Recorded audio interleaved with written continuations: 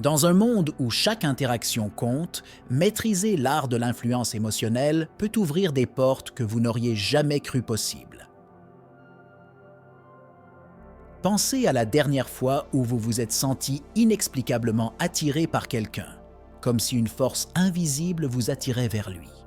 Ce n'est pas de la magie, c'est de la science, une danse complexe de gestes, de mots et de timing qui, lorsqu'elle est exécutée avec précision, peut laisser une marque indélébile sur la mémoire et les émotions.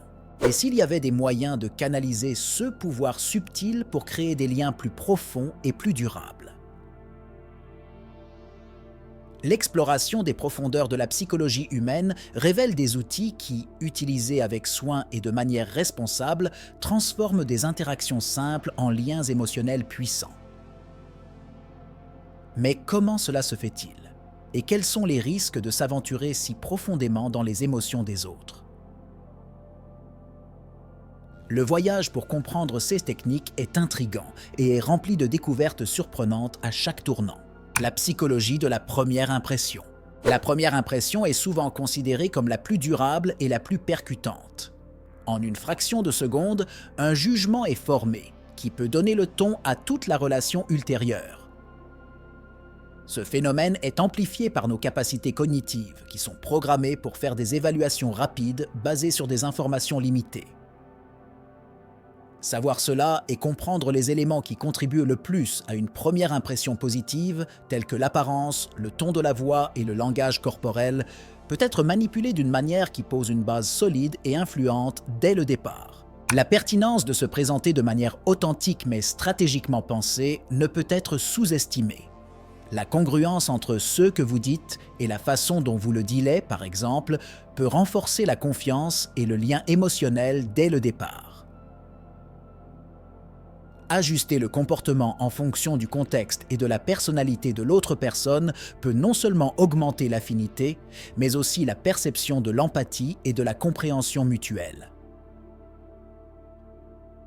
Cette mise au point dans les premiers instants d'interaction est cruciale pour façonner la perception et les émotions futures. La science nous dit également que la mémoire à long terme est fortement influencée par les émotions associées à un événement. Ainsi, si la première interaction est chargée d'émotions, que ce soit par un geste significatif, un mot percutant ou une expérience partagée, elle devient plus mémorable. Cela établit un lien psychologique qui peut être entretenu stratégiquement pour favoriser une connexion continue et profonde, faisant en sorte que la personne se sente connectée de manière unique et éventuellement dépendante d'une présence et d'une attention continue. Les secrets des micro-expressions. Les micro-expressions sont des expressions faciales brèves et involontaires qui expriment les véritables émotions d'une personne, souvent sans qu'elle s'en rende compte elle-même. Ces expressions peuvent être cruciales pour comprendre les émotions cachées lors de conversations ou de négociations, servant de fenêtre sur des sentiments réels. En apprenant à identifier et à interpréter correctement les micro-expressions, il est possible d'ajuster l'approche communicative de manière à répondre de manière appropriée aux émotions non verbalisées, créant ainsi un environnement de plus grande confiance et ouverture. En plus de la reconnaissance, la réponse aux micro-expressions peut être subtilement manipulée pour influencer l'autre personne. Par exemple, refléter une micro-expression d'inquiétude ou de joie peut donner à l'autre personne l'impression que ses émotions sont validées et partagées, intensifiant ainsi le sentiment de connexion émotionnelle. Ce processus, connu sous le nom d'harmonisation émotionnelle, est un puissant constructeur de relations, car il génère une perception d'empathie et d'attention, augmentant la probabilité que la personne se sente à l'aise et ouverte à de futures interactions. Cependant, il est crucial de comprendre que l'utilisation des connaissances sur les micro-expressions doit se faire avec des considérations éthiques.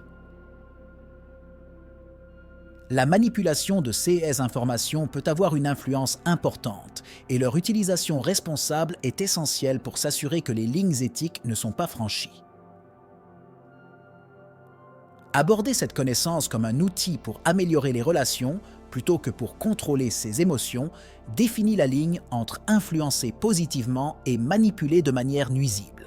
Le pouvoir de l'écoute active. L'écoute active est bien plus qu'une écoute. C'est un acte de pleine participation à la communication, impliquant l'attention, la compréhension et la réponse. Une écoute active efficace exige que vous écoutiez non seulement les mots prononcés, mais aussi que vous prêtiez attention au ton de la voix, aux gestes et aux émotions sous-jacentes. Cette forme d'écoute favorise une compréhension plus profonde et crée une base pour une réponse plus empathique, renforçant les liens avec la personne qui parle. En pratiquant l'écoute active, il est possible d'identifier des opportunités d'insérer des réponses qui valident les émotions de l'interlocuteur, renforçant leur importance dans la conversation et augmentant leur confort émotionnel. Cela peut inclure de reformuler ce qui a été dit ou de demander des éclaircissements qui démontrent un intérêt réel. Ces techniques augmentent non seulement la confiance de l'interlocuteur, mais le rendent également plus ouvert aux influences, car il se sent valorisé et compris. La mise en œuvre stratégique de l'écoute active peut être un outil puissant pour créer une dépendance émotionnelle. Lorsque les gens se sentent profondément entendus et compris, ils ont tendance à développer un lien émotionnel fort avec ceux qui les écoutent. Cela crée une dynamique dans laquelle l'auditeur peut subtilement guider et influencer le comportement et les décisions de l'orateur, établissant un lien qui peut être émotionnellement captivant et difficile à briser. Principe de réciprocité inconsciente. La réciprocité est un principe social fondamental qui implique une tendance innée à vouloir rendre favorablement les actions qui nous sont bénéfiques. Ce principe peut être subtilement manipulé, incitant la personne à ressentir une dette émotionnelle, même si les actions de soutien semblent insignifiantes. La mise en œuvre de petits actes de gentillesse, tels que des compliments sincères ou une aide à des tâches simples, peut établir un cycle d'échanges favorables où l'autre partie se sent obligée de rendre l'appareil, augmentant ainsi le lien émotionnel. La clé de la réciprocité réside non seulement dans la fréquence des faveurs, mais aussi dans la perception de la valeur émotionnelle qu'elles représentent pour la personne qui les reçoit.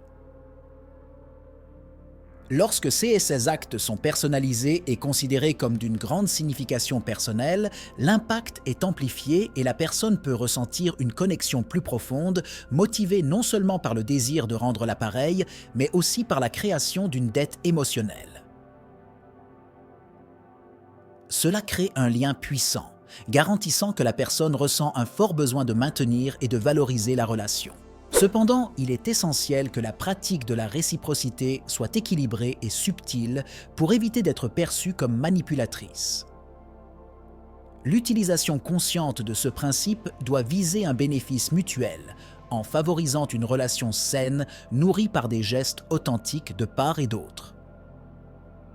En maintenant l'intégrité et la sincérité dans les interactions, la réciprocité peut être un puissant outil d'influence qui renforce les liens sans franchir les frontières éthiques.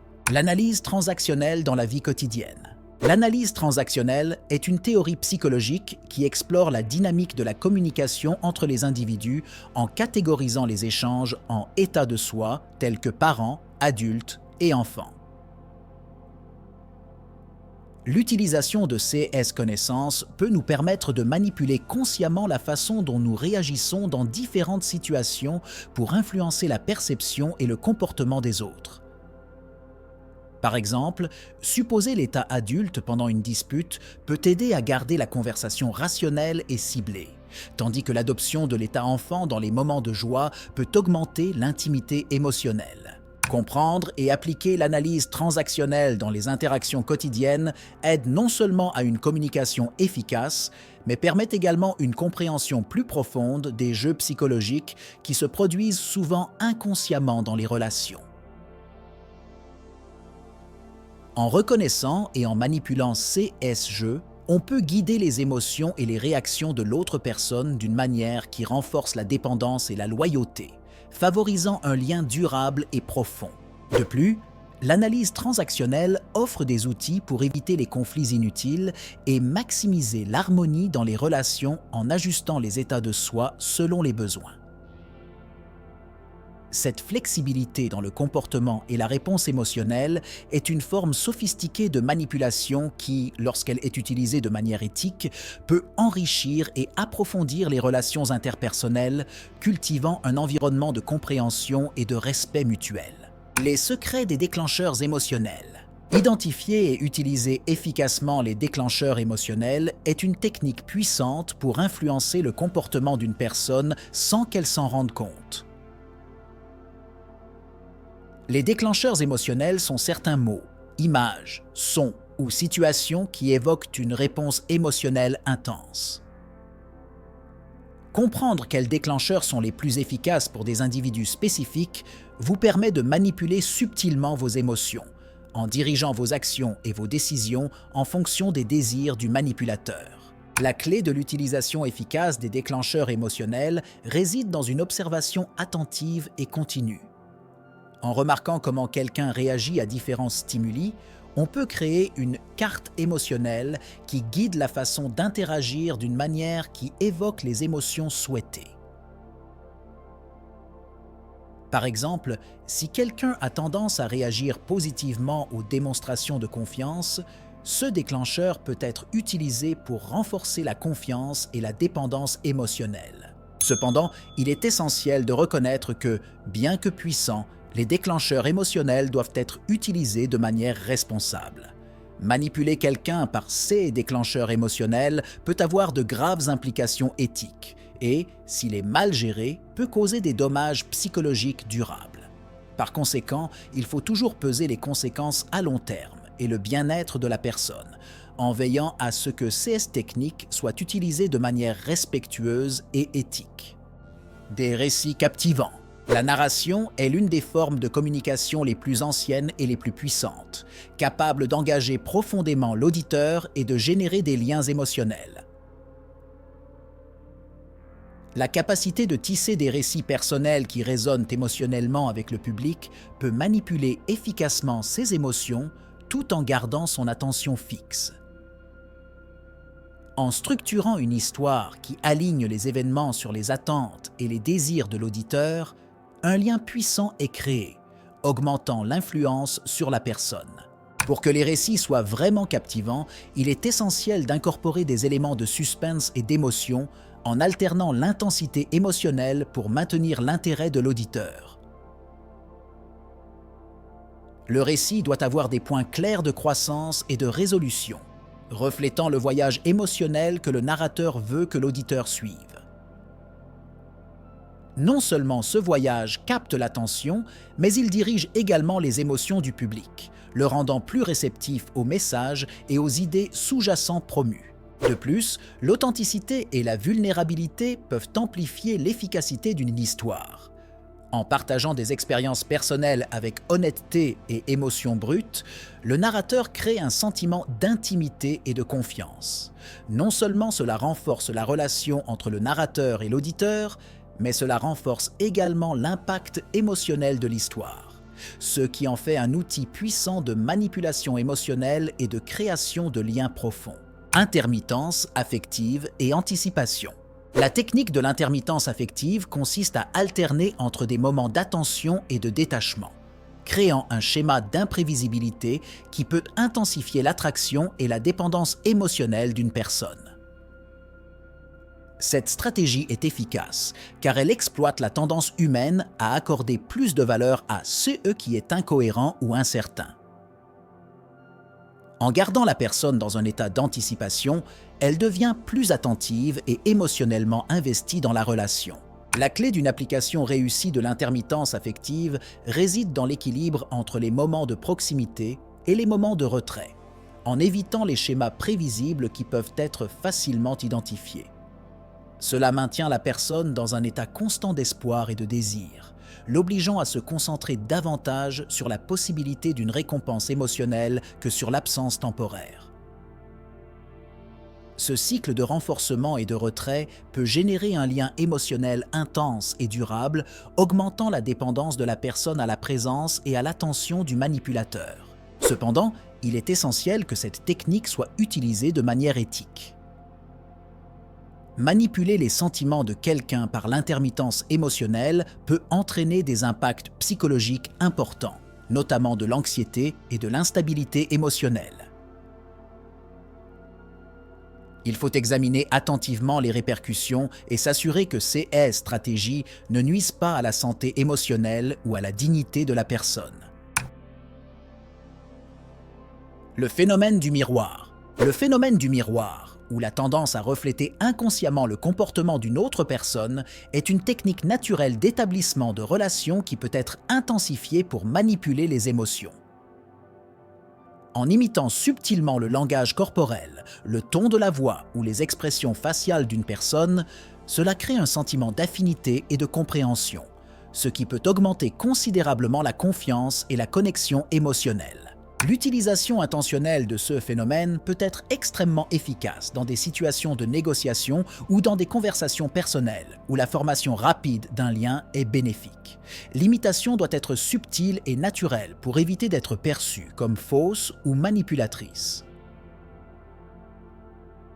Lorsqu'elle est bien exécutée, cette technique facilite non seulement une communication plus fluide, mais renforce également la relation émotionnelle, ce qui entraîne une plus grande influence sur les émotions et les décisions de la personne reflétée. L'éthique joue également un rôle crucial dans l'utilisation du phénomène du miroir. Bien qu'il s'agisse d'un puissant outil de persuasion, il faut toujours tenir compte de l'impact qu'une telle manipulation peut avoir sur l'autonomie et la liberté émotionnelle de l'individu. Utiliser cette technique de manière responsable signifie favoriser des connexions authentiques et pas seulement des liens basés sur une dépendance émotionnelle manipulée. Manipulation subtile de l'environnement. La manipulation de l'environnement physique peut avoir un impact profond et souvent sous-estimé sur les émotions et les comportements des gens. L'ajustement de détails tels que l'éclairage, la température, les couleurs et la disposition des objets peut créer des atmosphères qui induisent des états émotionnels spécifiques. Par exemple, des lumières plus douces et de la musique d'ambiance peuvent détendre l'esprit, tandis que des couleurs vives et des lumières vives peuvent dynamiser et augmenter la vigilance. Cette technique de manipulation de l'environnement agit inconsciemment, influençant les émotions sans que la personne ne réalise directement la source de ces changements. En contrôlant l'environnement, il est possible de piloter les comportements et les attitudes, en établissant un scénario qui favorise l'acceptation et la persuasion. Ceci est particulièrement utile dans les contextes professionnels ou sociaux où la première impression et l'atmosphère générale peuvent déterminer le succès des interactions. Cependant, la manipulation environnementale doit être utilisée avec prudence et éthique. La prise de conscience de l'impact de ces éléments sur les gens peut aider à créer un espace accueillant et positif plutôt qu'un scénario de contrôle. L'objectif devrait toujours être d'améliorer l'expérience de l'individu en favorisant le confort et le bien-être, plutôt que de manipuler subtilement à des fins égoïstes ou manipulatrices. Le conditionnement pavlovien dans les relations humaines. Le conditionnement pavlovien, connu dans le contexte du conditionnement classique, fait référence à la technique consistant à associer un stimulus neutre à une réponse conditionnée encore et encore jusqu'à ce que le stimulus neutre seul suscite la réponse. Cette approche peut être subtilement appliquée dans les relations humaines pour façonner les comportements et les émotions souhaitées. Par exemple, si un geste attentionné est constamment suivi d'un compliment, le geste lui-même peut commencer à évoquer des sentiments de joie et d'appréciation. L'utilisation consciente de cette méthode vous permet de créer des réponses émotionnelles et comportementales automatiques qui peuvent renforcer les liens et influencer la dynamique d'une relation. C'est un outil puissant lorsqu'il est utilisé pour promouvoir des comportements positifs et sains, tels que l'augmentation de la communication ouverte et du respect mutuel. Cependant, comme toute forme de conditionnement, il nécessite de la répétition et de la cohérence, ce qui nécessite une compréhension profonde des réactions et des émotions de l'autre personne. Il est crucial que le conditionnement pavlovien soit utilisé avec intégrité et respect des droits et de l'autonomie de l'individu. Bien qu'il puisse s'agir d'une stratégie efficace pour influencer les comportements, son utilisation inappropriée peut entraîner des dépendances et des attentes malsaines. Par conséquent, il faut toujours tenir compte du bien-être émotionnel et psychologique de la personne concernée, en utilisant cette technique de manière éthique et responsable. Cacher la manipulation derrière l'altruisme. Masquer les intentions manipulatrices par des actes d'altruisme est une stratégie sophistiquée qui peut renforcer la dépendance émotionnelle sans éveiller les soupçons. Lorsque les actions manipulatrices sont présentées comme des gestes altruistes, il devient difficile pour l'autre partie de discerner les véritables intentions derrière les actes. Cela peut renforcer la confiance et la gratitude, augmentant l'influence du manipulateur sur la personne. Par exemple, offrir de l'aide de manière désintéressée peut parfois être un moyen de faire en sorte que la personne se sente redevable, créant une obligation émotionnelle. Cette technique, lorsqu'elle est utilisée habilement, lui permet de façonner les perceptions et les émotions d'une personne, l'amenant à voir le manipulateur comme une figure de soutien et de confiance, augmentant ainsi la loyauté et la dépendance émotionnelle. Cependant, il est essentiel d'aborder ce sujet avec un sens aigu de l'éthique et de la responsabilité. Bien que l'utilisation de l'altruisme comme façade puisse être efficace, il est essentiel que les actions soient réellement bénéfiques pour les deux parties impliquées. La manipulation, même bien intentionnée, peut causer du tort si elle est faite sans tenir compte des sentiments et de l'autonomie de l'autre.